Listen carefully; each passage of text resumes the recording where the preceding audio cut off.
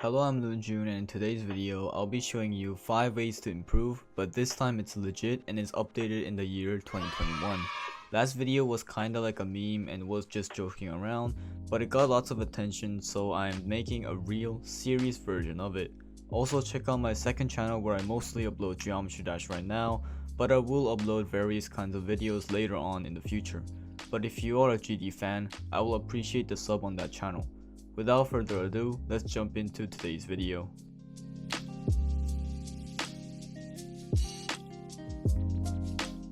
This is definitely one of the best tips to give out to new players like class 1 to 7. Try finding your own playstyle and how you like to play a match. Once you find your own playstyle and stick with it, you will play a lot better than playing a deck just because someone told you to. My playstyle can differ between metas, mostly cause I am flexible, but I generally like high risk, high reward gameplay. The current meta is best for that. Fast paced decks like Assassin and Royal are extremely popular right now. Playstyles might differ from player to player depending on what dice they have. Some might love the fast paced gameplay, but they might not own the legendary dice that allows them to. Some might like slow and late game decks, but they might not have the crit percentage to stay alive for longer periods of time. A tip when you don't know what your playstyle is, you can see what dice you have and match accordingly. My own personal Discord server has lots of members that can help you, including myself, and most of the time people are satisfied with our recommendations and strategy.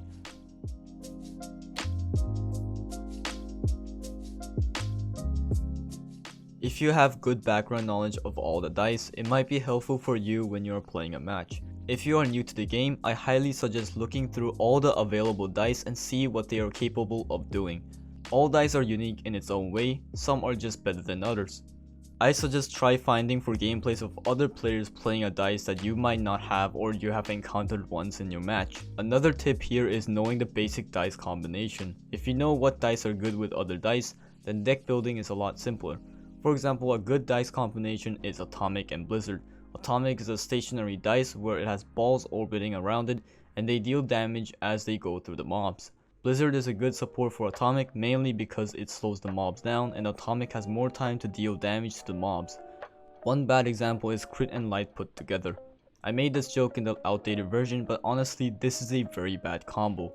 Mainly because if you can't manipulate RNG, they are essentially your worst nightmare to start off with a 2. Another bad example is using combo with supplement.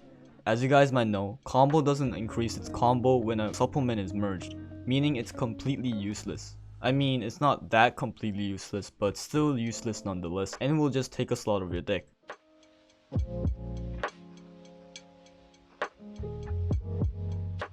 This is for class 12 and higher players, mainly because the meta seems to shift quite often. If you know the meta decks and you know how to play them, you can search for decks that counter those common decks. This will most likely lead to you having more advantageous matches and you will have the upper hand against your opponent. A good example of this is Yin Yang and Royal. I do make popular decks of the week videos each week where I talk about most common decks that I've seen in my PvP games. Those videos might help, but it's best to see what you see most common.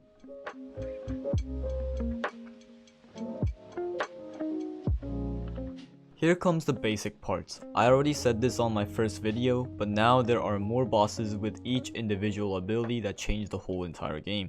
I'll make a boss guide part 2 soon, so hopefully that can be out when you guys need it.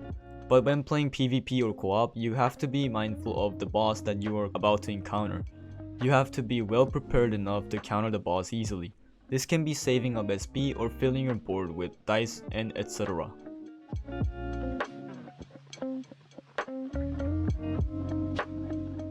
SP management and field management is key to winning more PvP games. It's not that important in co-op, but this tip is more like a PvP tip.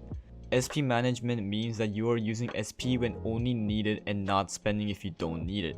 Typically, solar users have to know this or else why use solar. Field management is similar to SP management, but it's more tied to boss counters and solar decks once again. Even if you aren't playing risky decks, mastering this technique is very important since you will have the advantage most of the time. Being prepared for bosses, clearing waves easily and stuff.